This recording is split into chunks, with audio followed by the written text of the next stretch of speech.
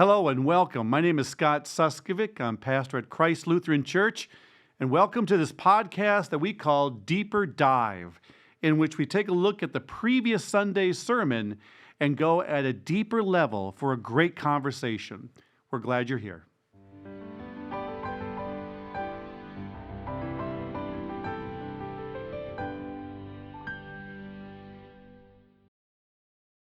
Hello and welcome. My name is Scott Suskovic. I'm pastor at Christ Lutheran Church, and welcome to this podcast that we call Deeper Dive, in which we take a look at the previous Sunday's sermon and go at a deeper level for a great conversation.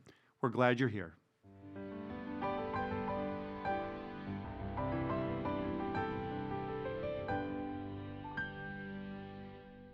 Well, welcome to this latest podcast here for Deeper Dive. I'm Pastor Scott Suskovic, and joining me is Pastor Ryan. All right. Ryan, did you vote today? No, I voted Thursday. Oh, good. Yeah, get out of everybody's way already. You know, two things. About half of all eligible voters voted early. Oh, is that right? That's a lot. Like 79 million. And the second thing I think that's helped is the lines. I've heard people say, oh, I walked right into the voting booth today here. Oh, man, I had to wait an hour on a Thursday. Oh, really? It was a mess. Well, I don't know that it was a mess, but apparently my polling station is. Well, maybe next year next time I'll vote on the day of the election, Oh, you know? Sounds like a headache. Don't bother. Well, you know, are you going to stay up all night to watch the results? I'm a junkie, man. I love news, and I'm gonna. My Hulu has a thing where it follows all of the election stuff. I'm gonna turn Hulu on, and I'm gonna dual screen. Right, I'm gonna be on my phone and the TV at the same time. I love this stuff. And it's it's better than the Netflix series I've been watching. So. Oh, yeah, well, that's a different podcast. Well, but you know, if this were a Netflix series, it could be called Armageddon. Oh, the end of the world. Because, I mean, both sides are saying life as we know it, democracy as we know it, America as we know it will no longer exist. Just flush it all down. If the other person is elected. And that's absolutely wrong. Oh, well, it's Hopefully a stretch anyway. Life. You know, I'm gonna make a prediction. Oh, all right. On the election, all okay? Right, mark your words. Here we go. Mark my words and hold me to it. That no matter who sits in the White House, God will remain on the throne. Oh, man. I think that's a safe bet. I'm going to go with that. My sense of happiness and purpose and meaning in life is not going to be dependent on who's in the White House. So, thanks be to God, literally. Right. So God will still be, we'll be able to sing God Bless America after this, no matter who's in the office. All right? Yeah. But we're not here for a political podcast. That'd be a different thing. We could do that, but not today. Not today. So you heard the sermon twice on Sunday. Do you have any? No, I heard it 3 times. I was at the bridge. Oh, you're at the... I got it all, man. All right. Well, just a quick recap. All Saints Sunday. That's always an important Sunday for me because, you know, I did most of the funerals, or at least I knew the people before they died. I've got a history with these people. So when I say their names, I see their faces. I hear their voice. Yeah. And then when the people come up to light candles, I know a lot of the stories too. So it's a very emotional day. What a great job you did in the sermon. If somebody's listening, go back and check out how Scott lifts up each of our saints and what they brought to our church, right? That each person wasn't gifted in the same way, but they had a gift. They had a gift, and they mysteriously communed with us still, but in different ways. But the one way, all in common, pointing us to the resurrection, towards the gospel. You know, I was studying for this sermon here, and you know, I may have borrowed, not literally, not verbatim, but borrowed from some authors who said, really, the good news is not that Jesus died, Jesus rose, Jesus will come again. That's good news for Jesus. But really, the good news for you and I is because Jesus died and rose again, so will we. Because we have been baptized into a baptism like his. Yeah. That way we will die a death like his and have a resurrection. like his. Yeah. So then, so when we talk about All Saints, we're certainly not doing a seance like Sarah Winchester with that house in San Jose. Well, then what am I doing with this Ouija board? Yeah, put it away. Put it away. We don't dabble where we ought not dabble. Do not. Man, I tell people that all the time. Don't play with that stuff. Right. That is nonsense. I remember I was a youth pastor, and we were down in Key West. Have you ever been to Key West? No, but youth in Key West, that sounds like a time and a half. Well, actually, I rented 4 40-foot sailboats. You're nuts. And we had 24 kids. So we had, 6 kids and 1 captain per boat. And we spent a week on the water. How's that? That is stupid. That is ridiculous. Most youth groups go bowling. Yeah. you went sailing. We went sailing Key West. But at the end of Key West, right on the water, there's this famous park. And no matter what you're doing in Key West, you got to head down to the park at sunset. Oh, okay. And it's beautiful. You sit there with a drink and the sunset's coming down, but all around you are musicians and jugglers and all the whatever buskers else. and performers, street performers. We have one guy there with cats. And he's training like lions, jumping from one part to the other. Really?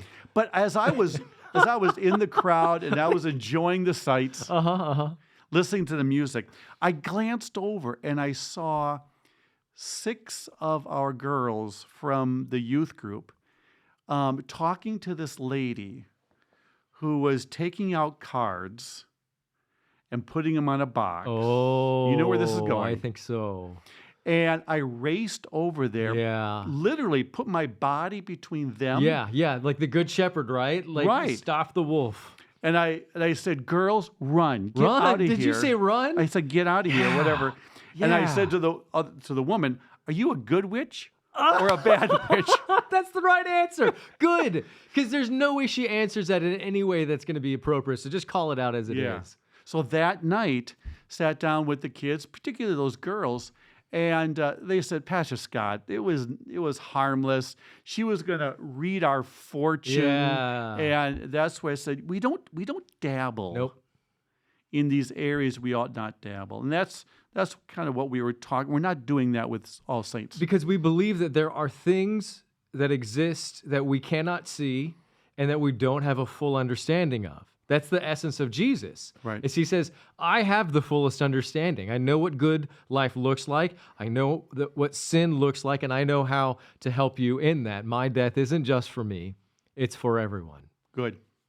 So on All Saints, we're not doing a seance, we're not doing Ouija, we're not doing fortune, but it's more than just a fond memory with fading photographs. So what is it? We talked about the communion of the saints, that we confess every time we use the Apostles' Creed. I believe in the communion of saints.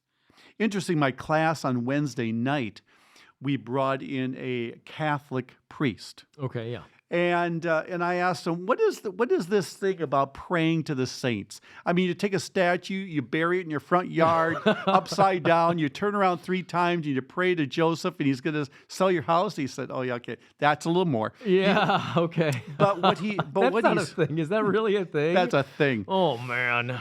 And he said, well, we believe these saints are still alive. Yeah, they were humans who died in Christ. And they're still alive. And we believe that too. That's right. And just like you would say to me, if you're going through a tough time, you'd say, Scott, would you pray for me? Yeah. I would say, sure. Same thing, we're going to St. Joseph. We're going to St. Anne. We're going to St. Elizabeth. And we're saying, would you pray for me? That's the way. And that is kind of, whether or not you agree with that, praying to the saint rather directly to God, but the idea is the communion of saints. And we do that all the time. I know on a Sunday, I'll regularly I'll be having a conversation with somebody who's going through something, and I'll grab whoever's kind of in arm's length, and I'll pull them in. Pray. And we're going to pray for that person right now. Good. Yeah, we do that on earth, and we do that with the saints who've gone before us. Yeah. In the same way, then we brought in an Orthodox priest, and he talked about the icons. He kind of said the same thing, that these icons represent the living. Now, they have died physically, but they're resurrected ones in the same way. we mysteriously commune with them. So here's my question for you today as we get into this podcast. All right. Where in the Bible does it say that I'm going to hang out with grandma once again in the kitchen making cookies? Where does it say that I'm going to hang out with grandpa on a fishing boat on the Mississippi River? Oh, wow. Yeah, I'm pretty sure it says the Mississippi a lot in the Bible, regularly, and Amphibians 12:12. Let's begin with this. We know that the resurrected life is different from this life. So when they asked Jesus, a woman had 6 husbands, they all died. Who's her husband who's in actually heaven? her husband? Yeah. And Jesus, it doesn't work that way. It's Yeah. not the same kind of life. I mean, if I think, sometimes at funerals people say dumb things like grandpa's up there with his fishing buddies. Sure. Yeah. If I were to think that heaven was a fishing trip that went on forever, count me out. Yeah. Well, and I say that dumb stuff. That's like folklore almost, right? Like I can't wait to get up to heaven to have a beer with so and so. Okay, I guess we say it, tongue in cheek. We say it in a comforting way. We say it, but we do know that the resurrected life is not just this life that goes on for eternity. Right. This life is broken. It has all kinds of problems. I don't want to live this life for eternity. Right. So we've got a couple of Bible passages that do give us some insight into that resurrected being. I think about the thief on the cross. Jesus says to him, "Today you're going to be with me in paradise." I assume it's not going to just be the thief and Jesus in paradise. It's just the two of them. I think it's with fishing. all the saints. Yeah, fishing. Or when Hebrews says we're surrounded by such a great cloud of witnesses, Yeah. it assumes that those saints are there cheering us on, but they're together. Yeah. Yeah. So there are some instances in the Bible. And what I'm reminded of is when Saul pulls Samuel back from the dead from a seance. And he recognized him. Yeah. And then Samuel tells him, "Today you will be with me." Right. And then he goes on to tell him how he's going to die and everything's going to go bad. And that's one of those beautiful things. Yes, Saul, everything's going to go bad for you, but We'll be today together. You'll be with me, the prophet of God. Yeah. That's got to be a good thing. Yeah. All right. So we can find enough material in the Bible to suggest that resurrected life, that we have this awareness, this connection with those who have gone before us, vis-a-vis some Eastern religions in which you lose your Yeah. individuality. Yeah, that's the purpose of nirvana. You're gone. You don't exist. Yet you become one drop of water in the ocean of the Godhead. Right. Yeah. You're absorbed into samsara. Right. This is the loss of the being. Yeah. But it sounds like in our reading of Scripture that there'll be that recognition, there'll be that awareness of those who have gone before us. Again, a different state of being. The sin will be stripped away. The true essence will be present. Yeah. These bad knees, this bad back, the bad eyes. How's your shoulder these days? Oh, it still hurts. That's going to be gone. Right. And we will be in the presence of God, which is the completing, is the wholeness. It is the everything that we're lacking. How much of the things in our life are us trying to fulfill the things that are gaping, right? How many alcoholics have slumped into alcoholism trying to fill A gap. right? And so then that gap is full in Jesus, in the presence of God. And so all of the things, and we'll talk about that this Sunday, all of the things that we're lacking, Right. we won't be lacking. So the saints will be together. The saints will recognize. We'll be uniquely you, only better, the perfect version of it. Perfected, that's right. You will be the perfect you. But what about the connection between those who have died and those who are still living? That's where we don't seem to have some strong biblical reference. Well, and I think the answer comes with Jesus as he talks to those women. I'm sorry, how many husbands, right? Whose husband Right. is he? And that is because we conceptualize in an earthly, familial way, right? This is my son. This is my daughter. These are people I love. In the same way, I might call someone, hey, son, right? Or sonny. Yeah. But that's not the same thing, right? Because there's a separation with humans. But when we get in the presence of God, we recognize that we are all his children. We are all familial. But in terms of having contact with the people left behind, here's where there seems to be a chasm. Jesus talked about a chasm there in that parable. Yeah. But if I go back to that, like Sarah Winchester, the seances, actually there's a part of me that doesn't doubt that she hears voices. Okay. Yeah, right. I'm just wondering, what voices are they? Whoa, and that's why you don't play with those. Right. That's why you don't dabble, because she's in her most vulnerable state. Yeah.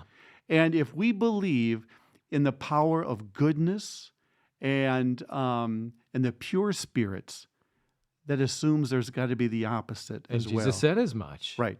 So that's why we don't dabble in that. Wow. We went down a area I didn't think we were going to go into. Fun. Fun.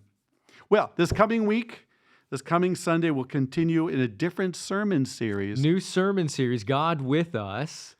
And this first one is on paradise, is on Genesis 2, The way things were supposed to be. the way they were supposed to be. Join us next week. See you on Sunday.